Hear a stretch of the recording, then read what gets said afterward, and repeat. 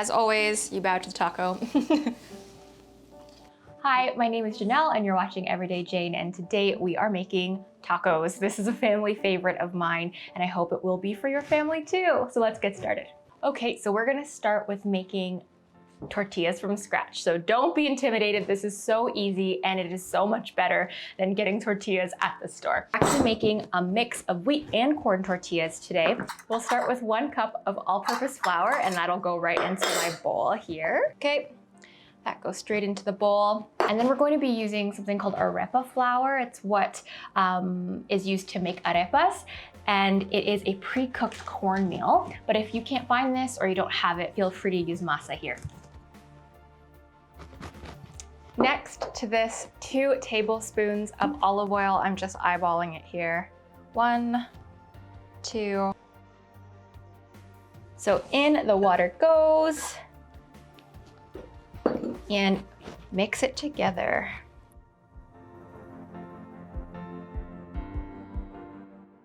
So that's looking too dry for me. So I'm gonna go in with about 2 tablespoons. Eventually, you might have to give up the wooden spoon and then use your hands. It is starting to come together into a ball, and now I'm just gonna switch over to my hands and make sure that everything is well incorporated together. And you can do that by doing a slight kneading motion. I'm doing it straight in the bowl, no need to dirty the counter.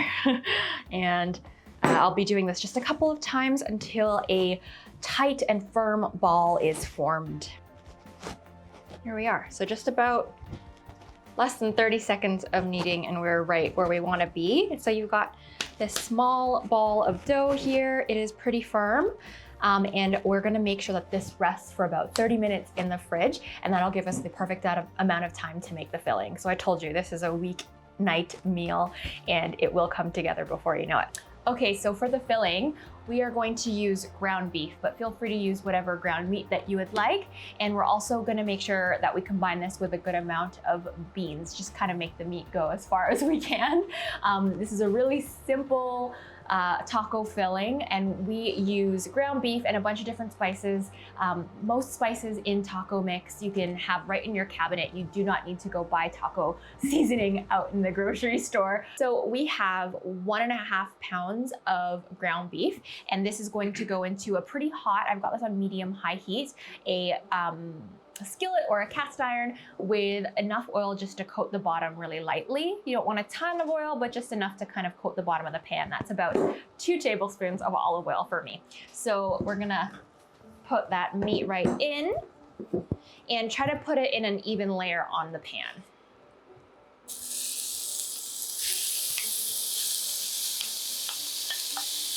So what you wanna do quickly is just spread out that meat. And then as soon as it's fairly even, you want to leave it, okay? You don't want to touch this meat because you want it to develop a little bit of color. Look, it's already smoking. It's a pretty hot pan, but we want it to develop a layer of just beautiful, dark brown, beefy goodness at the bottom. All right, so my beef has been sitting here for maybe a good 2 to 3 minutes, about that amount of time, right, H? And it's developed some gorgeous color on the bottom.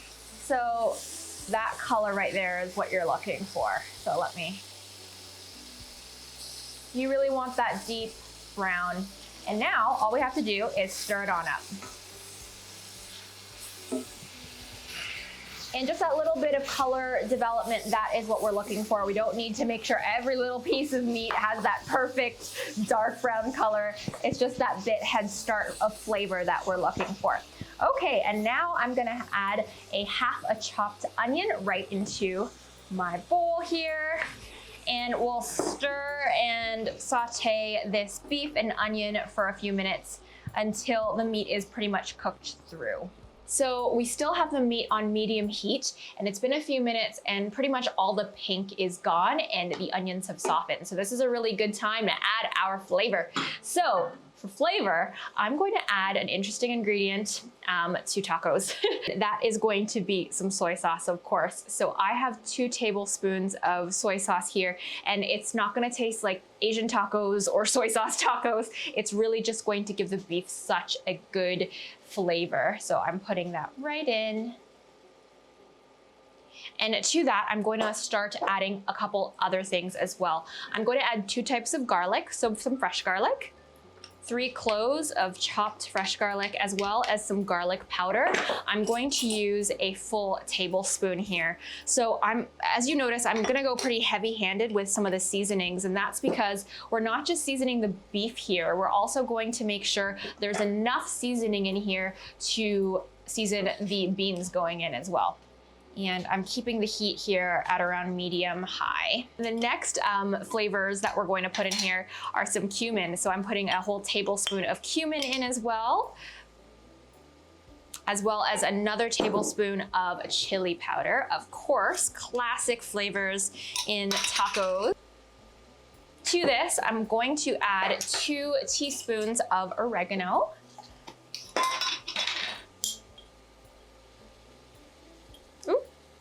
That got everywhere. A 1/4 teaspoon of cinnamon, and that's just gonna hit you in the back. You won't really know that it's there really, but it's gonna add something really special to our taco filling. So let me just mix all of that together. So fresh cracked black pepper. So we're gonna let that saute for 2 minutes, and then we're going to add some beans and a few other last minute additions. All right, so this beef is pretty much fully cooked. I'm going to add my beans. So I'm doing 2 types of beans, black and kidney. I have rinsed and drained these beans, and they're ready to be added into our filling. So I love adding beans to taco filling because, especially if you're trying to feed a crowd, a whole family, or feed, a few people for a number of days, adding these beans is such a nutritious and economical addition. And it really just tastes really good with it too. The beef gives it such a good boost in flavor. Another ingredient that I like to add is a bit of crushed tomato. You could also use tomato paste in place of this, maybe just a little bit less, maybe about 2 tablespoons, mixed with a bit of water. So I'm gonna add this straight in here, and that's gonna help contribute to the sauciness in this taco filling. And I'm also going to add about a 1/4 cup of water for now, and then we'll see how much we need as we go. So really, that's how easy it is. All the main components of this taco filling are in here now. And what we just wanna do is cook it until all the flavors come together in beautiful harmony. And then we'll taste and see how it goes. I highly recommend tasting for seasoning because I find that I'm always adjusting depending on what I think it needs. So this is gonna be good for us. I think maybe as it cooks, it's going to lose some more of that moisture. So I'm just gonna add another 1/4 cup of water. And that's it. I'm not gonna add any, thickeners like cornstarch as I see in other recipes. It doesn't need it, right? I'm gonna let it cook for another 2 minutes, and then we'll taste it and see where we are. All right, so the beans have cooked through. They're nice and warm, and I'm gonna take a little taste test here. So garlicky. That comes through really well, but immediately I know I need a lot more salt in there. This is gonna be definitely to your preference. And then I think it needs a little more chili as well. I like a little bit of heat and flavor, so a little more chili powder. Depending on the kind of chili powder you use, you might need more or less as well, right? It really just depends. So my final additions have been incorporated. It is perfect to my liking. And at this point, I would turn it off the heat and get started on rolling out and cooking my tortillas.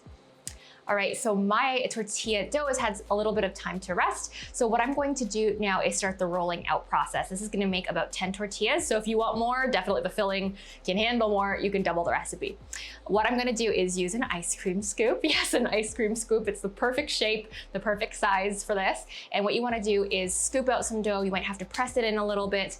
And then what you wanna do is roll it out between 2 sheets of parchment until it is relatively thin. You can also use a tortilla press if you have this. Continue until all your dough is done, and then you'll have these tortillas that are ready to go and ready to be cooked. So now is the time for cooking these tortillas. We're that much closer to having tacos, very exciting. It's darker out. It's time for dinner. So my cast iron skillet is preheating here at about medium high heat. You want it to be pretty scorching, and you don't want to put anything on it. It needs to be a clean, dry pan. Don't mind the smoke here. I'm gonna lay the first tortilla on, and it's not gonna take any more than about a minute on the first side, about 45 seconds on the next side. And what you're looking for is a little bit of charring action to build that flavor. You don't wanna overcook these tortillas because you still want them to be pliable. Time to flip over. Let's do that again. While these are cooking, let's talk a little bit about the toppings. I'm going to use really simple toppings, and I think the temptation is to use tons of toppings when you're making tacos, but I think simple the better, or the more simple the better, and the easier on a weeknight. So I'm using here some Greek yogurt, as well as some quick pickled cabbage that I pickled a few days ago, and a little bit of salsa, a classic. And that way you've got the creamy, you've got the crunchy, you've got the tangy, flavorful salsa, and it's just gonna create everything you need in a taco, really. It is taco time. It came together really quickly, and I'm ready to start assembling my taco. So I've got my taco shell here.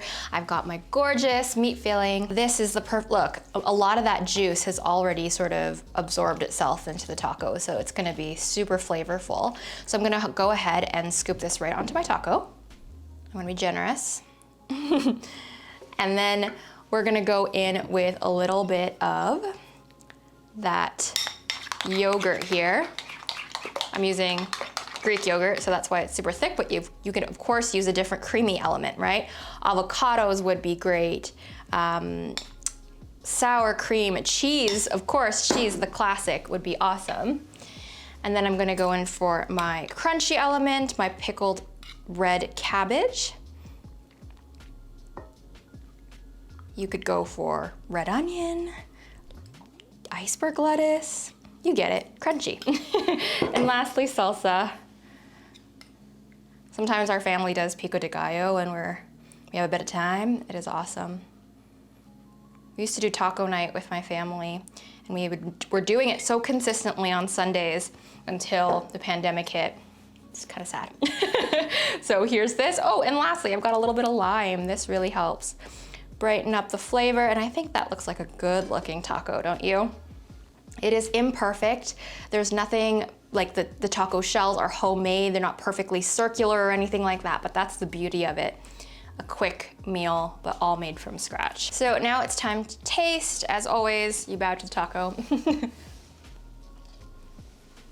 There's a reason why this is a family favorite. It is a crowd pleaser. It's my husband's favorite meal. And I know that your family will love it as well.